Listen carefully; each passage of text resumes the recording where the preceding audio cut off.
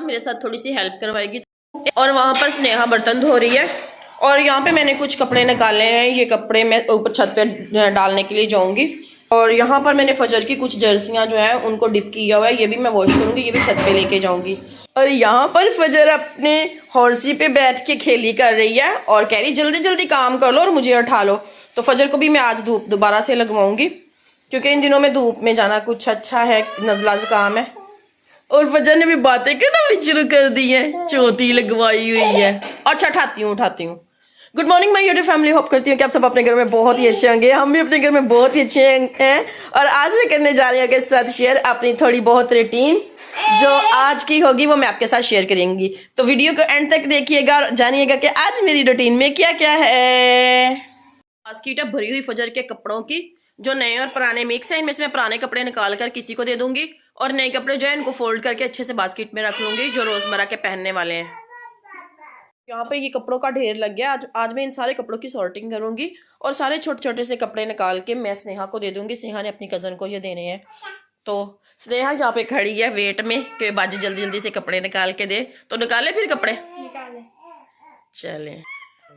और इस तरह से मैंने कपड़ों की सॉर्टिंग की। सबसे पहले मैंने उसके जो बहुत ही ज़्यादा छोटे कपड़े थे, जो भी 2 माह पहले की बात है कि उसको पूरे आ जाते थे, लेकिन अब ये बिल्कुल भी उसको नहीं आता। ये फ्रॉक मुझे बहुत ही पसंद थी, गर्मियों के ये भी कपड़े हैं। और ये ड्रेस भी इतना छोटा हो गया कि फजर को पूरा ही नहीं आना था। इस तरह ये वाले पजामा तो बिल्कुल भी अब फजर के पास भी नहीं लगा सकती मैं, क्योंकि बहुत ही छोटा हो गया था। और ये फ्रॉक भी इतनी छोटी सी हो गई, मैं देख देख के खुद हैरान हो गई थी कि इतनी जल्दी ये सारे कपड़े इतने छोटे छोटे से हो गए हैं। तो मैंने इनको अभी अलग अलग किया और फिर इसके बाद मैंने की इनकी सॉर्टिंग। तो अब ये कपड़े पहनने वाले थे और जो छोटे कपड़े थे उनको अलग मैंने करके स्नेहा को दे दिया। अभी इतने में फजर आ गई और फजर ने बास्केट पर भी धावा बोल दिया और बास्केट के अंदर खुद जाके बैठ गई। और ऐसे लग रहा था जैसे ये भी कह रही मैं भी आपकी हेल्प करवाने आ रही हूँ। तो इस तरह से फिर मैंने सारे कपड़ों को अलग अलग करके उनको अच्छे से रखा। तो इस तरह शर्ट के अंदर ये अगर आप ट्राउज़र छोटे बच्चों का रख देते हैं तो फिर ढूंढने में बहुत आसानी होती है। तो मैंने इस तरह ये फजर के कपड़ों को रखती हूँ, तो जब ये निकालती हूँ तो ये बहुत इजीली मिल जाते हैं। ये नहीं होता कि अगर शर्ट मिल गई तो उसका ट्राउज़र नहीं मिल रहा। तो जब इसके अंदर रखा जाए तो फिर ये बहुत आसानी से हमें मिल जाता है और साथ में गुम भी नहीं होता कपड़ों में इधर उधर, क्योंकि छोटे बच्चों के कपड़े बहुत ज़्यादा होते हैं तो इधर उधर गुम हो जाते हैं। और दिन में कई बार तो बदलना होता है, पता ही नहीं होता कितनी बार बदलने हैं। फिर इसी तरह मैं उसकी इस तरह फ्रॉक्स और सारे ट्राउज़र्स जो हैं ये भी इसी तरह ही फोल्ड करती हूँ। नहीं तो सबसे पहले अंदर ट्राउज़र रख के फ्रॉक के अंदर और उसको इस तरह से उसके बाजुओं को फोल्ड करके तो इस तरह से तह लगाती हूँ ताकि आसानी से ये भी मिल जाए। तो इस तरह से बारी बारी मैंने सबको तह लगा के बास्केट के अंदर रखा और ये मैंने काफ़ी ज़्यादा कपड़ों को कर लिया। ये मेरे 1 वीक के कपड़े हैं जो मैं फजर के लिए बास्केट में रखती हूँ, जो आसानी से मुझे अपनी साइड टेबल से ही मिल जाती है। इस तरह रखे हुए कपड़े जो आसानी से नज़र भी आ जाते हैं। इनके कलर भी और इनको ढूंढना भी बहुत ही ईजी होता है कि कौन सा कपड़ा किस वक्त पहना जा सके। दिन में कई बार तो फजर को कपड़ा तब्दील करने पड़ते हैं, तो इस तरह रखे हों कपड़े तो बहुत आसानी से हम कपड़ों को ढूंढ सकते हैं और पहन सकते हैं। इसी तरह मैं फजर के ये सारे सॉक्स भी ऑर्गेनाइज कर लूँगी इस तरह मिनटों में। इनको कुछ यूँ रख के फिर यूँ, और इस तरह जो आखिर वाला सॉक्स होगा उसके अंदर इसको यूँ फोल्ड कर दूँगी। इस तरह सॉक्स जो है वो संभाले रहेंगे और गुम भी नहीं होंगे। इस तरह से छोटे बच्चों के सॉक्स अक्सर होता है ऐसे कि गुम हो जाते हैं, एक मिल रहा होता है तो एक कहीं और गया होता है, कपड़ों में इधर उधर हो जाते हैं। अगर इस तरह फोल्ड करेंगे तो बिल्कुल भी नहीं होंगे। ये देखे फजर अपना सॉक्स पकड़ने आ गई है, सॉक्स अपना पकड़ने आ गई कि लाओ मैं फोल्ड करती हूँ। मेरे फोल्ड किए हुए सॉक्स उसने उठा लिए हैं। और इसके बाद स्नेहा भी आ गई और स्नेहा ने भी मेरे साथ इसके सॉक्स जो है वो फोल्ड करवाना शुरू करवा दिए।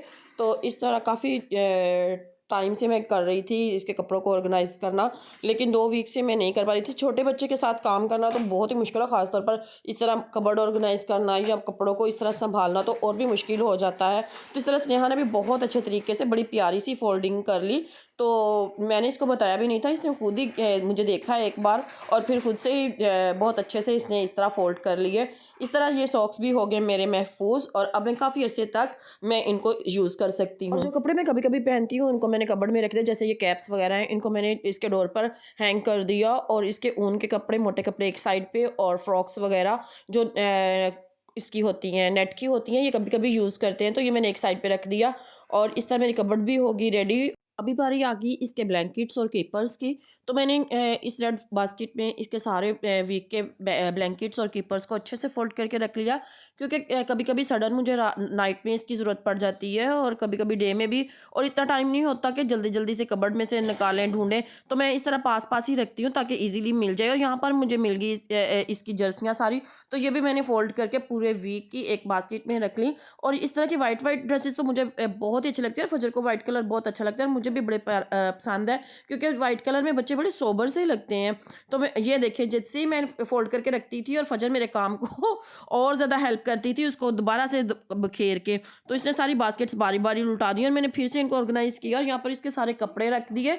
और एक बास्केट में मैंने सारे इसके कीपर्स और सारे ब्लैंकेट्स रख दिए और दूसरे बास्केट में मैंने इसकी सारी जर्सियाँ रख दी। इस तरह सारी अलग अलग सॉर्टिंग करने से इजीली मिल जाते हैं। अगर आपको सडन भी कहीं जाना पड़े तो भी कोई भी मुश्किल नहीं होती, आप जल्दी से निकाल के बच्चों को कपड़े पहना देते। तो कभी कभी बच्चे सडन कपड़े गीले कर देते हैं या गंदे कर देते हैं, तो उस वक्त में भी ढूंढने में कोई मसला नहीं होता। तो इस तरह मैंने किया है अपने पूरे वीक के लिए फजर के कपड़ों को ऑर्गेनाइज। आप किस तरह करते हैं मुझे कमेंट सेक्शन में ज़रूर बताना। और फजर ने मेरी भरपूर हेल्प की और 2 घंटे का काम जो था वो तो मेरा ख़त्म हुआ पूरे दिन में। अभी शाम के तकरीबन बज गए हैं 7 और मैंने इस दौरान में बीच में बहुत सारे और काम भी निपटाए। फजर को 2 बार बीच में सुलाया और इसके साथ मैंने और काम भी किए, खाना बनाया। और इस तरह फिर जब भी मेरे पास टाइम होता था तो मैं फिर कपड़ों की तरफ आ जाती थी और इसके कपड़े ऑर्गेनाइज़ करना शुरू कर देती थी। तो अच्छा, तो मैंने ये पूरे वीक के, आज सैटरडे नाइट है तो मैंने इस नाइट में कर लेने हैं कंप्लीट। फिर इसके बाद में जो पूरा हफ्ता जो है वो प्रॉब्लम नहीं होती, मैं ईजिली कपड़े पकड़ के इस तरह यूज़ कर लेती हूँ। और इस तरह छोटे बच्चे तो पता ही नहीं कब गंदे कर लेते हैं, कभी पानी गिरा लेते हैं, कभी दूध गिरा लेते हैं और कभी सिरिलैक वगैरह। इस एज में बच्चे तो वाकई में जैसे बताया है पिछले व्लॉग में भी कि जिन होते हैं, तो जिन की तरह होते हैं, कोई पता नहीं किस वक्त में कौन सा जो है प्रॉब्लम क्रिएट कर दे। तो इसलिए हर वक्त तैयार रहना चाहिए। तो मैं इसके लिए हर वक्त तैयार रहती हूँ और इस तैयारी को मैंने इस तरह से डन किया है। और जब भी मुझे जिस भी कपड़े की ज़रूरत होगी मुझे ईजिली अवेलेबल हो जाएगा, मुझे मेरी साइड टेबल पर ही। आप अपने बेबी के कपड़े किस तरह ऑर्गेनाइज करते हैं? अगर इससे कोई इजी वे है तो मुझे ज़रूर कमेंट सेक्शन में बताइएगा और हेल्प कीजिएगा कि मैं किस तरह से फजर के कपड़ों को ऑर्गेनाइज करूं। फजर मेरे साथ वॉइस ओवर दे रही है, इसको इग्नोर कीजिएगा। वो मेरे साथ हर काम करने में हेल्प करती है। मिलते हैं फिर अगले व्लॉग में, तब तक के लिए अल्लाह हाफिज़।